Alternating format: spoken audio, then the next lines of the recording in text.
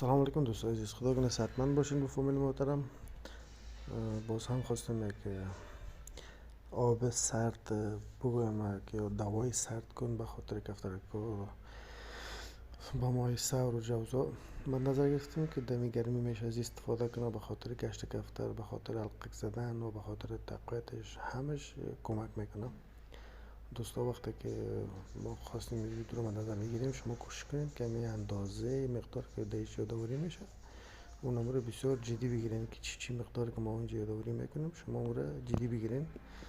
دوستان عزیز، اندازه 15 دانه بادام است. البته بادام یک روز پیشتر میکنی، پست میکنی، خوب میکنی شیرش بره در داخل اندازه 1 لیتر آب مندازیش. بعد از او 3 قاشق دانه انار است که رو کوبیده در داخل می آب مندازی.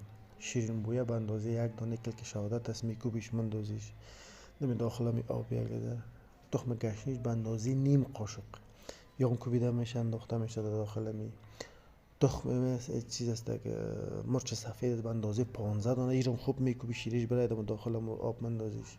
همچنان گلوکوز که است، همین پودر گلوکوز که شما زاتاریا به دست میارین ایره 360 مثلا وقتی که نان میخوریم ما شما سر نان که مرچ پاش میدین، مرچ خشک به اندازه 360 نمک اندازه میگیرین در داخل 1 لیتر آب مندازین. در پولیوزو دوستای عزیز عرق کاسنی گفته شده. عرق کاسنی 3 سرپوش، البته این مقدار به 50 کفتر اندازه گرفته شده. 3 سرپوش انداخته میشه. عرق گلگلاب 3 سرپوش در داخل از آب انداخته میشه و این کار که کردین 1 روز پیش انجام میدین، آماده میکنین.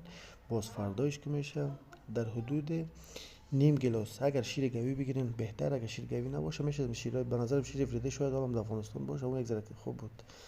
همین شیره میگیرین در حدود نیم گلاس یا نیم گلاس کمی اضافه تر دمی جامک او مندازین، جامک او کفترا میخوره. بعد از این نیم گلاس مزمی سرد شدگی دوای رو ساختین ایرم دم داخل آب مندازین میمونه پیش کفترکا بخوره و این در هفته 2 بار استفاده میکنین. انشالله باز شما نتیجهش میبینین. به خاطر تقویت کفترم از همچنان به خاطر سرد کردن حلقه زدنش همیشه کمک میکنه. زنده و سلامت باشین دوستا، شوق خوش.